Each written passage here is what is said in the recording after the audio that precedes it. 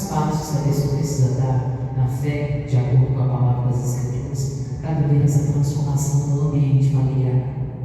Então, o título da mensagem, as bodas em Caná, feita ao vinho, João capítulo 2, versículos de número 1 e versículos seguintes. Diz assim: ao terceiro dia, fizeram-se umas bodas em Caná da Galileia, e estava ali a mãe de Jesus. E foram também convidados Jesus e os seus discípulos para as bodas. E faltando o vinho, a mãe de Jesus lhe disse: não tem vinho. Se Jesus, mulher, que tenho eu contigo, ainda não é chegada a minha hora. Sua mãe disse aos empregados: fazei tudo quanto ele vos disser. E estavam ali postas 6 talhas de pedra para as purificações dos judeus, e cada uma cabiam 2 ou 3 pedretas. Disse-lhe Jesus: enchei de água estas talhas, e encheram-nas até em cima. Então, a palavra do Senhor, ela mostra que o mestre Jesus, o Filho de Deus, o Senhor, foi convidado ali para ir a uma festa de casamento. E Jesus, aonde ele era convidado, ele comparecia, e ali Jesus, ele mudava o ambiente, a situação que estava se passando. Esse seria o primeiro milagre operado por Jesus aqui na terra, terrenamente falando. Ele vindo aqui como homem. Seria o primeiro milagre que ele operaria. E esse primeiro milagre ocorre numa festa de casamento. E ocorre ali a respeito de uma casa, um ambiente familiar.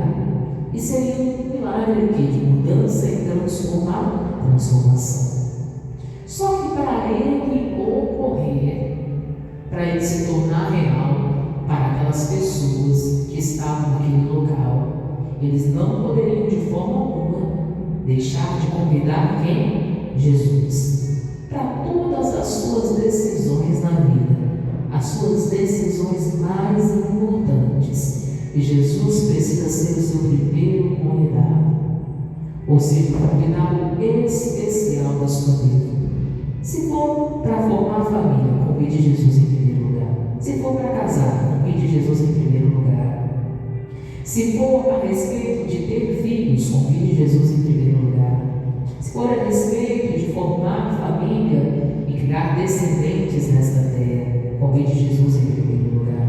Se for a respeito de decisões dentro de casa, de tomar as decisões no ambiente familiar, convide Jesus em primeiro lugar. Para a festa, convide Jesus. Nos momentos bons de alegria, convide Jesus. Nos momentos difíceis, convide Jesus. Na verdade, Jesus precisa ser o primeiro convidado de todas as suas tomadas de decisão. Sem Jesus, não tem como dar certo. Sem Jesus, iniciar algo sem Jesus e começar algo ali sem Jesus estar presente, pode ali no final ou no meio, ali não progredir, não avançar. Porque Jesus precisa ser o convidado principal de todas as nossas decisões na vida. Então, o fato de Jesus estar presente naquelas bodas fez toda a diferença. Por quê? Na hora que faltou o vinho, quem foi ali procurar para ver se conseguiria resolver o problema? E ele pôde resolver. Foi quem? Jesus. Na cultura judaica, ali daquele povo, o vinho era ali considerado a alegria da festa, ou seja, um elemento importante na festa do casamento. A falta dele seria o quê? Vergonha ali para o casal, vergonha para quem organizou aquela festa de casamento, aquelas bodas. Seria vergonhoso faltar o elemento principal na festa de casamento. Na nossa cultura brasileira, é como se faltasse lá o bolo do casamento. Imagina, a pessoa vai casar e ela convida lá 500 convidados para a festa de casamento dela. Aí ela começa a servir o bolo, só que o bolo só dá para servir 200 pessoas. E faltam 300 pessoas ainda para serem servidas e não tem mais o bolo. Imagina na cultura brasileira. Assim seria lá na cultura judaica. Era necessário se servir o que se servia na festa do casamento, na cultura deles, e faltou. E não tinha mais como servir, não tinha. Já tinha se esgotado e aconteceu uma vergonha para o casal, uma vergonha para o organizador da festa, uma vergonha para o necessário provador, uma vergonha para quem foi contratado ali para trabalhar naquele dia. Então aquele casamento já era para começar cheio de problemas, cheio de discórdia, cheio de divergências, talvez cheio de falatórios, de disse-me-disse.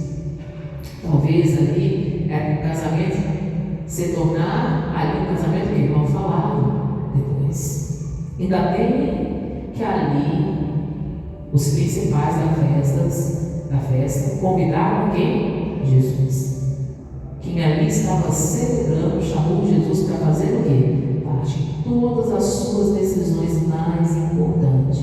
Chame Jesus. Não faça nada sem o amor, sem a permissão de Deus. Não faça nada sem Deus te dar a certeza que é aquilo mesmo que é para você fazer e realizar na sua vida. Não tome decisão nenhuma precipitada sem perguntar a Deus o que? Deus antes. Isso é o principal, o motivo principal. Chamar Jesus para ser o convidado das nossas festas, das nossas decisões, das nossas realizações, de tudo que a gente vai iniciar, fazer, vai começar. Comece com quem? Com Jesus. Mas também tem um entendimento importante. Você vê que eles chegaram ali a comentar com a mãe de Jesus, que é a Maria, né? Ali no momento. E a Maria foi lá e falou com Jesus. Aí Jesus disse para ela: olha, mulher, que tem noivo contigo, ainda não é chegado o quê? A minha hora. O que Jesus queria dizer? Que ainda não era tempo ainda de acontecer, mas ia chegar o momento certo que iria acontecer a transformação e a mudança naquele lugar. Porque na vida tudo existe um tempo determinado. Há um tempo determinado para todo o propósito debaixo do céu. Ou seja, para todo mundo. Existe um tempo determinado da bênção, do milagre, da realização do sonho.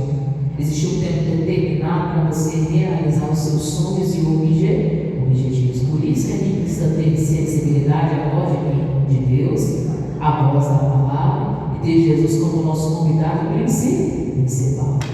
Então Jesus falou: ainda não vai chegar na minha hora, porque ainda não era tempo. Mas quando fosse o momento exato, Deus operaria.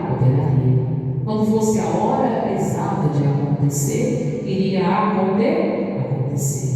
Tudo nessa vida, irmãos, existe um tempo determinado. Não pode ser na nossa vontade, na vontade do fulano, ciclano, beltrano, mas tem que ser feito na vontade de quem? De Deus. E Jesus tinha esse discernimento. Isso que ele falou a Maria: olha, ainda não é chegada a minha hora. Eu preciso do aval de Deus. Eu preciso que Deus fale comigo. É momento. Agora, é o primeiro milagre. Opera, age. Porque Jesus era completamente obediente à voz do quê? Do Pai. E Maria entendeu isso. Tanto que ela falou, né? Quando Jesus explicou para ela, disse a ela, né? Então, sua mãe disse aos empregados: fazei tudo quanto ele vos disser. Então, até Maria entendia que Jesus obedecia à voz de quem? De Deus. E a Maria também entendeu. Nós temos que obedecer à voz de quem? De Deus. E fazer o que Jesus o que diz. Então até Maria, que ali era a mãe terrena de Jesus, entendia que tem que se fazer a vontade de Jesus. Para se acontecer algo na vida de uma pessoa, irmãos, a gente tem que fazer o que Jesus diz. O que Jesus diz? É o que está escrito na Bíblia, é a palavra de quem? De Deus. É a palavra do ensinamento, o ensinamento das Escrituras. E Jesus é o verbo vivo que habitou entre nós, que fez morada entre nós. Jesus é a própria palavra de Deus. Então nós devemos fazer o que as Escrituras dizem. E o que a Escritura diz a respeito da sua casa, do seu caminho? Faça. O que a Escritura diz a respeito do formar família? Então faça conforme a voz de Deus. O que a Escritura diz a respeito do casamento? Faça no seu casamento. A Bíblia diz: o que Deus uniu, não separa o quê? O homem. A pessoa casou, ela vai separar ela ali, com a fé, vai ser o que? Um dia? A morte, porque a única coisa que separa um casal que se uniu em Deus. A pessoa entendeu que o marido deve honrar a esposa como Cristo honra a igreja. O marido vai atentar para isso, vai começar a dar honra à mulher como Cristo dá honra à igreja. A esposa vai entender que o marido é o cabeça da casa, que ele deve ser honrado assim como a igreja deve honrar a quem? A Cristo. A esposa vai entender, não, eu preciso honrar meu marido como ali, né? A igreja deve honrar a Cristo. Quem é pai e mãe vai entender, olha, para mim ter ali pessoas abençoadas na minha casa, a Bíblia diz que instrui o menino no caminho que deve andar, quando ele crescer, ele não se desviará. Então, o pai e a mãe que é consciente, que tem a sabedoria de Deus, vai instruir o filho, a filha no caminho do Senhor, da palavra de Deus. O pai e a mãe que tem sabedoria vai seguir aquela palavra que diz, não provoquei a ira dos filhos, vai ter sabedoria, vai saber lidar as suas correções, os seus ensinamentos, tudo dentro da palavra, tudo dentro das Escrituras. Vai ter entendimento daquilo que ensina a palavra de Deus. E assim os filhos que realmente também obedecem à palavra, obedecem às Escrituras, vão sair e conseguir obedecer à voz de Deus, que diz: honra o teu pai e a tua mãe, para que os teus dias se prolonguem o quê?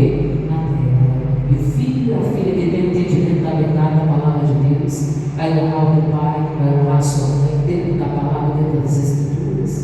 Ele sabe, ela sabe que assim dias vão ser o que? Acrescidos, vai haver muito mais anos aqui nessa terra, vai ser sucedido, vai ser abençoado por isso. Então, toda pessoa que tem entendimento da verdade da palavra, ela vai procurar fazer o que Jesus o que diz. São alguns exemplos citados. A Bíblia fala, se possível, nós temos que ter paz o quê? Com todos. A pessoa vai cumprir isso dentro de casa, vai procurar ter paz com todos dentro da família. A pessoa vai guardar aquilo que diz a palavra do Senhor, diz as Escrituras: amar a Deus acima de todas as coisas, ao teu próximo como a ti, o que? De mesmo, a sua família é os mais próximos de você, você convive o que? Diariamente, vai amar essa pessoa com o amor de Cristo, como você ama a si mesmo. Ou seja, são palavras que precisam ser praticadas diariamente no ambiente familiar, no ambiente o que? Família. Para se obter resultados, para se obter transformação. Então, ali, para acontecer a mudança e a transformação naquele lugar, naquele ambiente, era necessário se fazer o que Jesus o que disse. Na nossa vida, na nossa casa, na nossa família não é diferente. Para haver transformação e mudança, é necessário se fazer o que Jesus diz, o que a palavra de Deus diz, as Escrituras o que? Ensina.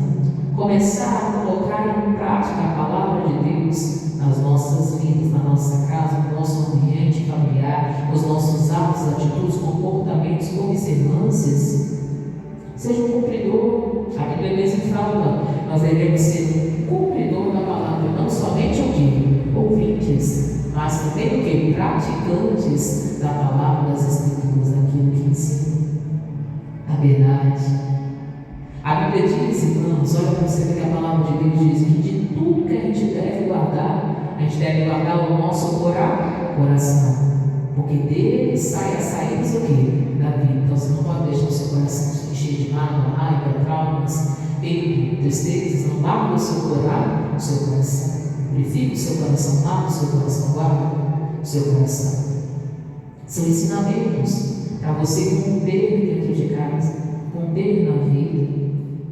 A Bíblia fala, que nós temos que ter paciência, principalmente aqueles que são domésticos na fé. Como assim domésticos na fé? Aqueles que estão dentro da casa, aquele doméstico fala disso, né? A pessoa que está dentro de casa, mas que acabaram de começar com quem? Com Cristo. Com essas pessoas nós temos que ter o quê? Paciência. Aquelas pessoas que estão começando a caminhada com quem? Com Jesus. Talvez tem pessoas da sua família que estão assim, elas estão começando a vida ainda com Jesus. Elas estão começando a entender a palavra de Deus, mas são pessoas que têm que ter o quê? Paciência.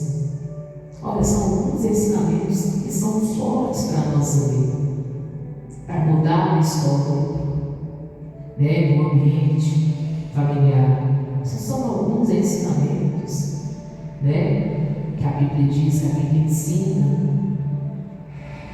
A A Bíblia fala que o servo, a serva de Deus, não convém o quê? Contender, mas ele precisa ser o quê? Sisudo o quê? Em palavras. Ter palavras o quê? Boas. Olha, a Bíblia relata e diz, irmãos, que diante da honra o quê? Vai a humildade, a sua simplicidade para reconhecer seus erros e falhas. E ver que ela não é totalmente perfeita, que ela também erra e falha, ela tem simplicidade e humildade para reconhecer, saber ouvir o que as outras pessoas, os outros ensinamentos, as outras direções dadas, talvez saber ouvir a correção que lhe é colocada.